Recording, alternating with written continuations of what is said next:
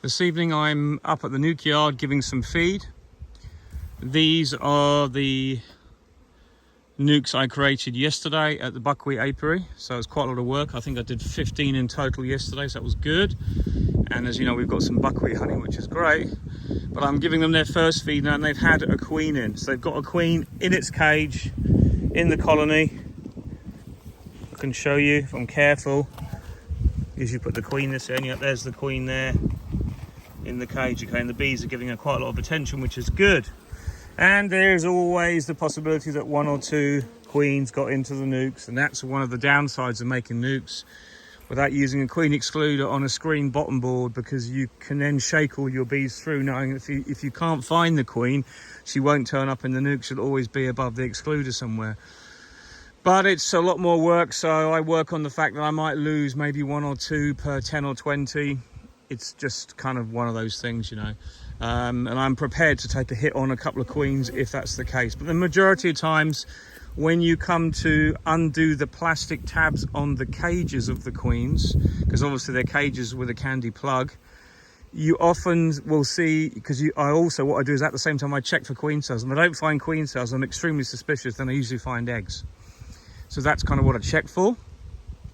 So these nukes, when they were first made, so they're going to have about maybe half a litre of syrup, not a lot. It's just a kind of maintenance feed, maybe a feel-good feed, settles the colony down, gives the bees their new roles. Don't forget, the bees are aging all the time, there's bees hatching all the time, and they haven't been foraging really, they're in a new place. So to give them some syrup, to me, just means that kind of gives them a bit of a welcome to the area.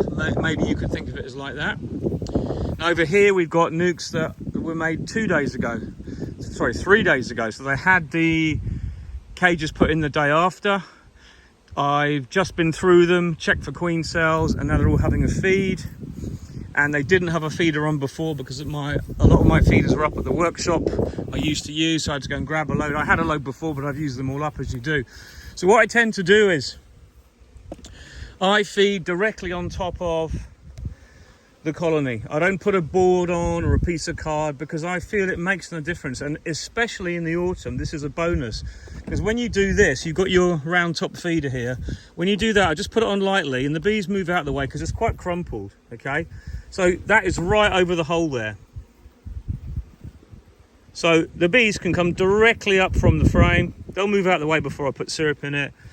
I'll leave it closed for now, but I've got a wooden eek. Now these eeks are a bit special because they were made to fit the top of our boxes exactly. So my ex-colleague who was a real whiz on the woodwork stuff, I would never even attempt to do something at this level without any further experience, because I would fall apart. But this is kind of what I could do.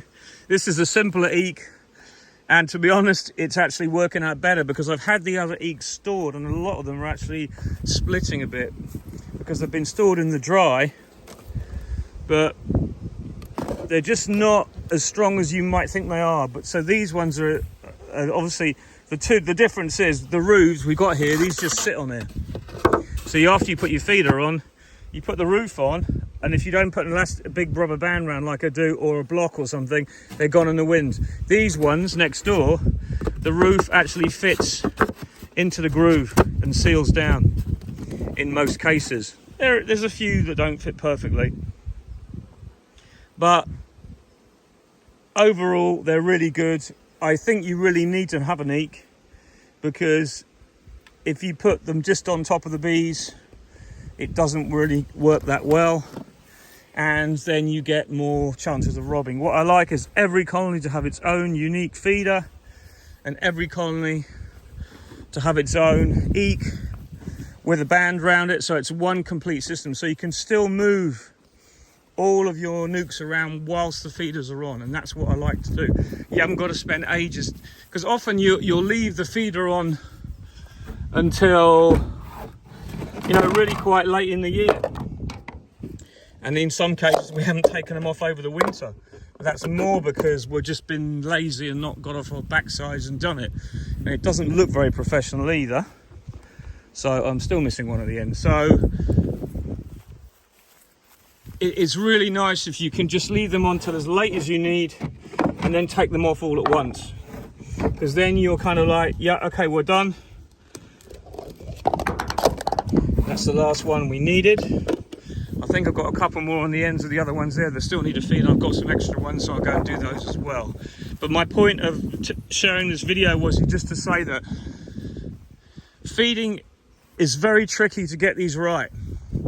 You don't want to actually overdo the feeding on the nuke stage, because they come with quite a bit of honey from the brood nest.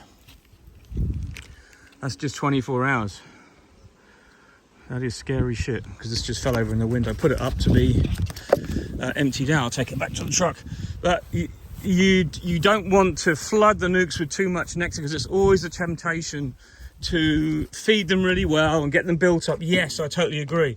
But at the same time, when that queen is released, you do not want to block her from laying. You really want to give her space to lay. So you've got to be careful, but you've also got to make the colony sweet. You've also got to unstress it so that it's got plenty of kind of feeling of, as I say, it's got everything it needs. Now I've got a lot of pollen in these colonies because I did take a frame, the third frame, or the first frame I chose, one of the frames of the three basically, was a frame with some pollen in. And because we have got a lot of pollen in the hives generally this time of year after the flow's finished, I'm not too worried about nutrition in terms of that. But that will very quickly go as soon as the queens start to lay. And these are fast laying queens. When they get going, they can rocket along. So I'm going to give these all pollen patches as well. And what I do is I lift up one end and the pollen patty just goes under one end. It's a little bit tight, but they go in because you can move the feed around just a little bit. But the pollen patty will go under there. And then really that's all I can do for these nukes for the whole year, because I can't afford to give 2 pollen patties. I can afford to give them extra syrup if they need it, but I want the queen to have room to lay, and she will continue to lay really well.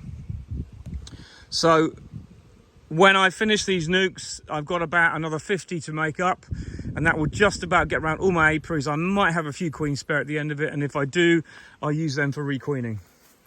I will go and find some nasty bees, kill the queen, and Bob's your uncle, Fanny's your aunt. We have a nice colony for next year. But all these nukes here, I'm going to try and keep for myself for next year, because I'm still trying to increase my number from just over the 200 to about 250.